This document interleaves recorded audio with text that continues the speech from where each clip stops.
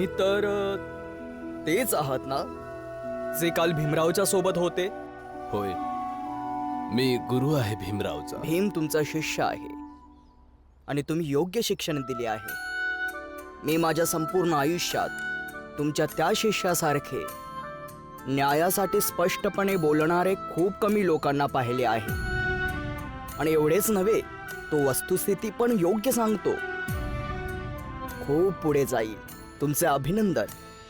तुमच्या आयुष्यात भीमराव सारखे शिष्य आहेत. भीमरावचा गुरु असल्याचा गर्व आहे मला, परंतु भीमचे व्यक्तित्व एवढे गुणवान होण्याचे पूर्ण श्रेय फक्त आणि फक्त भीमलाच जाते. तुम्ही इथे काय करत आहात? खरे तर आज भीमरावचा वाढदिवस आहे. तर तुम्ही गेला नाहीत तुमच्या शिष्याला शुभेच्छा द्यायला? मी तर आधीच त्याला शुभेच्छा दिल्या आहेत, पण मला असे वाटते की भीमने आपला वाढदिवस आपल्या कुटुंबासोबत, आपल्या लोकांसोबत साजरा करा.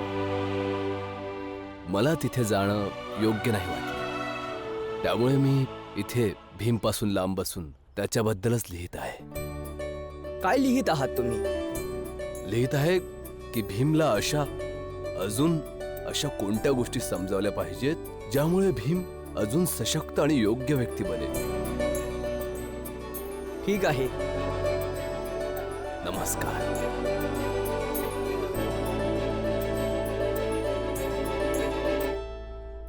भीमदादा, माझ्याकडून तुम्हाला वाढदिवसासाठी भेट.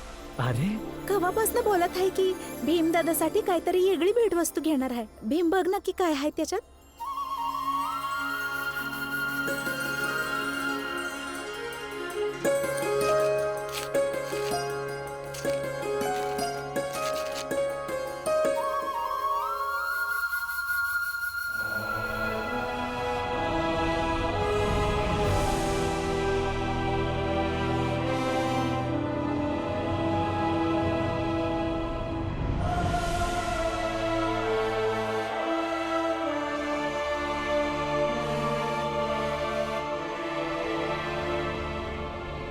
लवकर लवकर हात चालवा.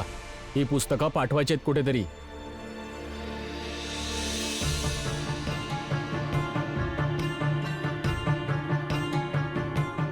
हे किती रुपयांचं आहे? 2 रुपयाचं. काय झालं, खूप महाग आहे? विकत घेता येत नाही? मग येता कशाला महाग पुस्तकं विकत घ्यायला? आता जा, निघ इकडनं.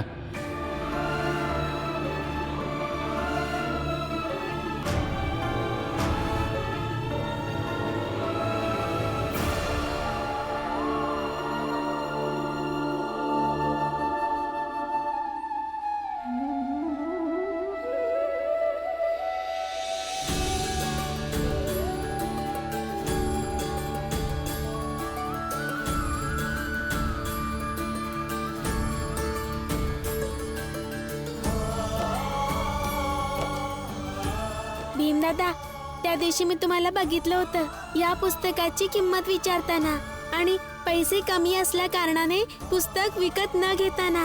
म्हणून तेव्हापासून मी पैसे जमा केले आणि तुमच्यासाठी हे पुस्तक विकत घेतलं. हे सगळं करायची काय गरज होती दीपक? भीमदादा, तुम्ही तर आम्हाला जगण्याचा मार्ग दाखवलाय आणि तुमची इच्छा पूर्ण करण्यासाठी मी तुमची काही मदत करू शकलो तर मला आनंद होईल.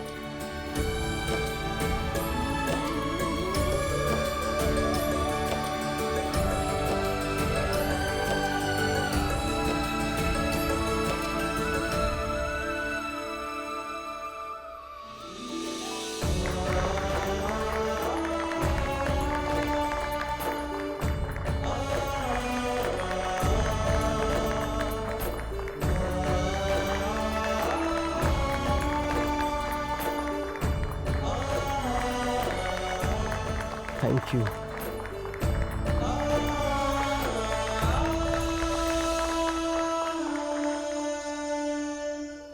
दीपक, ज्या प्रकारे तू भेटवस्तूसाठी पुरा जीव पणाला लावलास तसा आपला भीम बी देशासाठी आपला पुरा जीव पणाला लावल.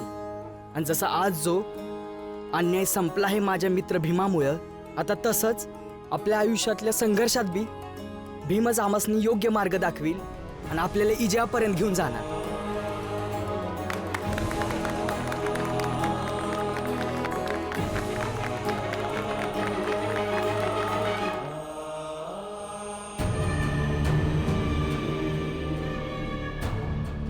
बाबा, कधीपासून आपण शांत आहात? काहीतरी बोला ना. बाबा, असं हरून तर चालणार नाही ना.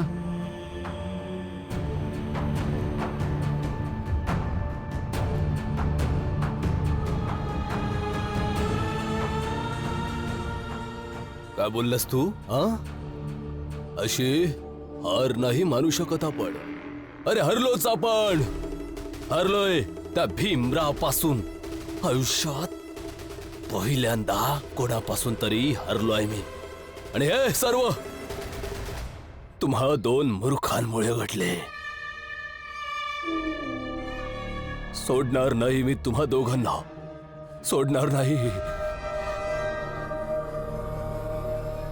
सोडणार नाही मी तुम्हा दोघांना. सोडणार नाही मी. सोडणार नाही मी.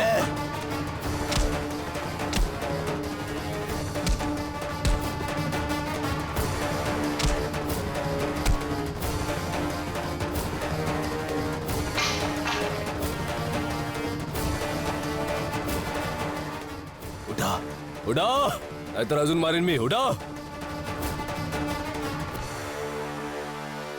आता माझे बोलणे लक्षपूर्वक ऐका. आपल्याला आपल्या ताकदीच्या बळावर लढले पाहिजे. अरे खूप कमतरता आहेत त्यांच्यात. या खालच्या जातीवाल्यांच्या आयुष्यात सर्व काही सुकलेल्या पानांनी बनलेल्या घरासारखे असते. एका ठिणगीने पेटून द्या किंवा वाऱ्याने उडवून द्या, कुठून पण फक्त फुंकर मारण्याची गरज आहे. सर्व काही उद्ध्वस्त होऊन जाईल त्यांचं. आता तुम्ही दोघे अशाच प्रकारे वेदनेने रडत बसा. तोपर्यंत रडत बसा जोपर्यंत तुम्ही दोघे मला हे सांगणार नाहीत की सुकलेल्या पानांनी बनलेले भीमरावच्या आयुष्याला कसे उद्ध्वस्त करू शकतो मी.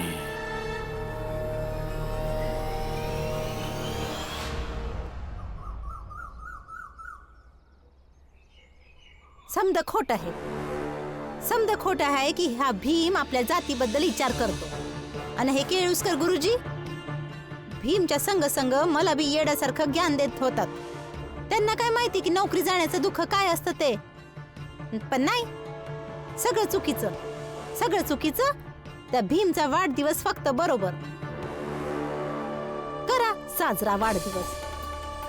एक तर माझी नोकरी गेलीये. समधी लोक मला किंमत नसल्यासारखी समजायला लागतील. चुकीचा विचार करते जिजाबाई.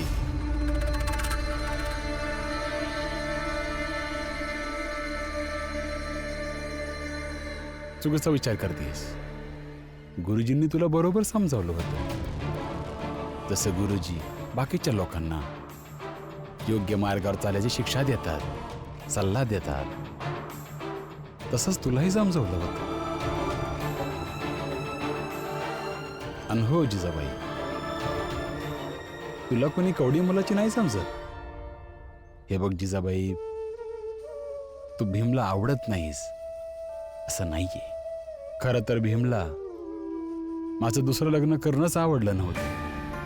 म्हणूनच तुझ्या जागी कोणी दुसरी असती तर भीमचा व्यवहार तिच्याबरोबर तसाच असता जसा तुझ्या बरोबर आहे. पण हे सगळं आज का समजवताय तुम्ही मला? सांगतो.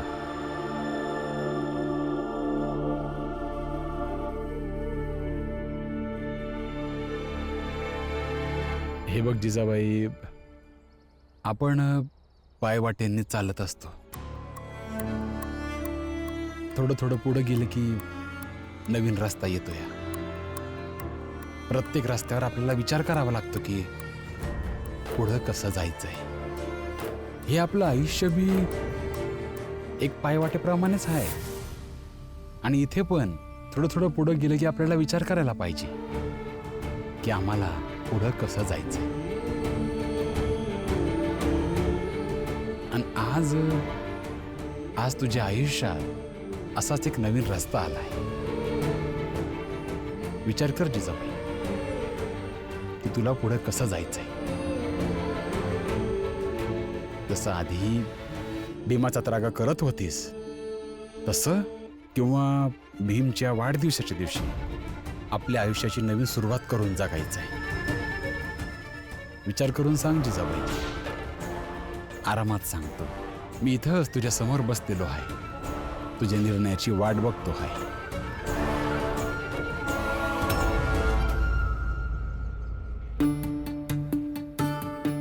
दुसरं नाव काय? हो, दुसरं नाव अनुराग पालेकर. आणि रमेशजींचं नाव लिहिलं. वय हे काय करताय तुम्ही समदे? आनंददादा आणि मालू मिळून मला त्या लोकांची नावं आणि ठिकाणं सांगतात जे वेगवेगळ्या चाळीतून आपल्या लढाईमध्ये सामील झाले होते, आंदोलनाला बसले होते. मी त्या सर्वांना पत्र लिहून आभार मानतोय लढाईमध्ये सामील झाल्याबद्दल. व्हाय काय?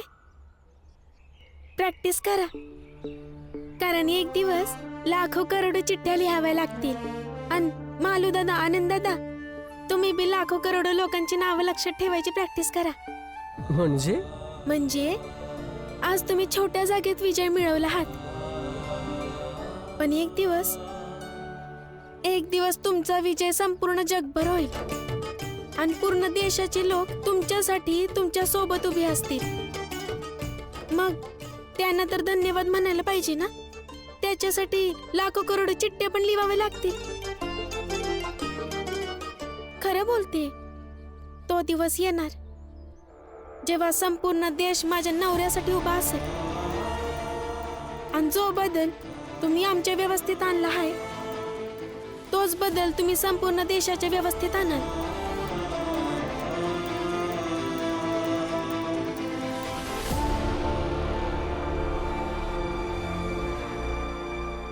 बोल जिजाबाई, काय निर्णय घेतलायस? कुठल्या मार्गाने पुढे जायचं ठरवलंयस?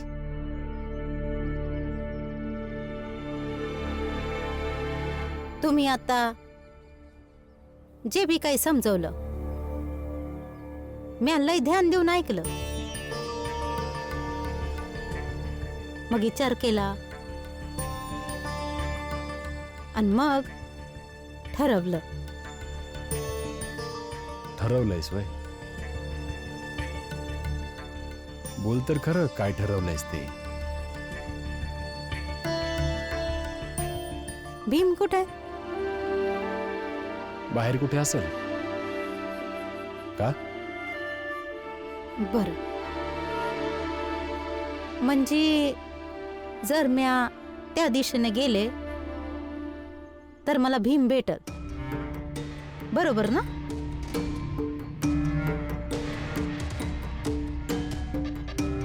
तर काय हाय ना, त्या दिशेने मी कवा जाणारच नाहीये. ज्या मार्गावर मला पुढे गेल्यावर भीम भेटल त्या मार्गावर ही जिजाबाई कवाच नाही जाणार.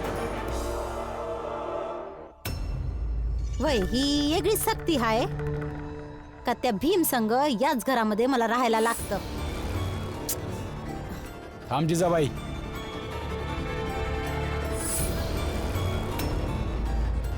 ज्या दिवशी भीमशी वेगळं राहण्याची वेळ येईल त्या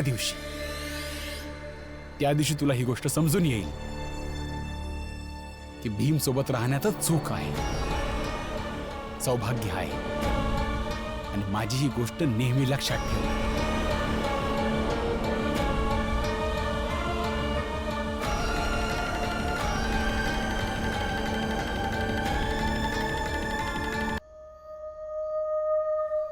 भीमराव, भीमराव, असा नाही जिंकू शकत तू. नाही भीमराव, भीमराव तुला हरलेच पाहिजे. बाई बोल, शिशुबोल, बाहेर या, बाहेर या, या, या लवकर या, या, अजून जवळ या, या. सकाळपासून रात्र झाली आहे. बोला बोला, काय विचार केला तुम्ही त्या भीमराव बद्दल? बोला. बाबा, एक गोष्ट समजली आहे. काय? बोल बोल. बाबा, झाडाला मारायचं असेल, पाडायचं असेल, सुकवायचं असेल तर त्याला मुळासकटच काढलं पाहिजे. आणि भीमरावची मुळं बनतात त्याची आई भीमाबाईपासून आणि त्याचा बाप रामजीपासून. आणि त्याची आई भीमाबाई तर पहिलीच मेलेली आहे. आता त्या भीमरावची अर्धी मुळं तर पहिलीच गेलेली आहेत. आणि आता जी मुळं राहिली आहेत ती आहेत त्याचा बाप रामजी. रामजी गेला तर ज्या पत्त्यांनी बनलेल्या घराबद्दल बोलत होतात ना, सगळं संपून जाईल. त्या भीमरावचं अख्खच्या अख्खं कुटुंब त्रासून जाईल. आणि बाबा, तुम्हीच सांगता ना की भक्कम मन सुद्धा समस्यांचं वजन एका प्रमाणाच्या बाहेर नाही उचलू शकत.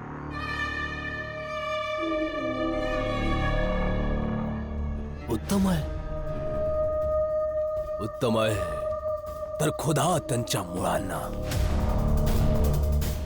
कधी, कुठे आणि कसे खोदायचे आहे हा आपण सर्वांनी मिळून विचार करूया.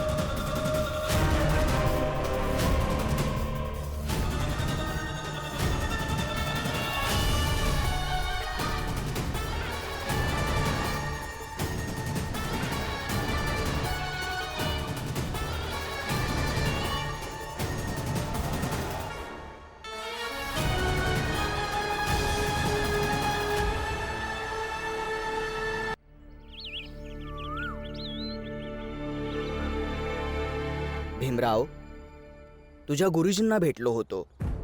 तुझ्या संबंधी काही बोलणे देखील झाले आणि वाटले की तू खरंच खूपच योग्य आहेस. त्यामुळे स्वतः मी तुझ्याजवळ आलो सरकारी निर्णय घेऊन.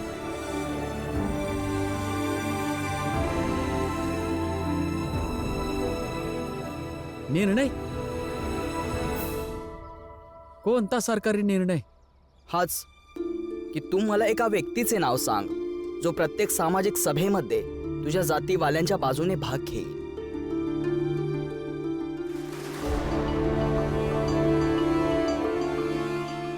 भीमराव. नाही नाही, मी नाही.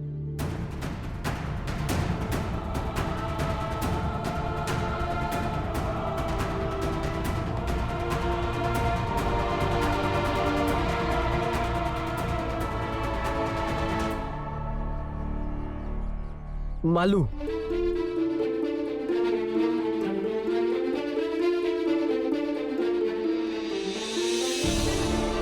सर, आमच्या बाजूने प्रत्येक सभेमध्ये मालू भाग घेईल.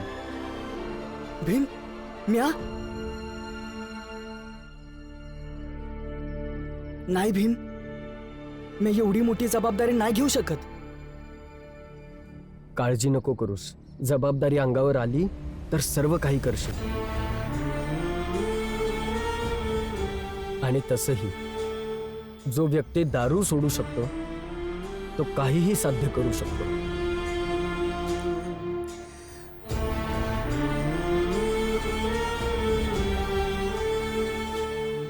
सर, आमच्या बाजूने मालू. फायनल. ठीक आहे.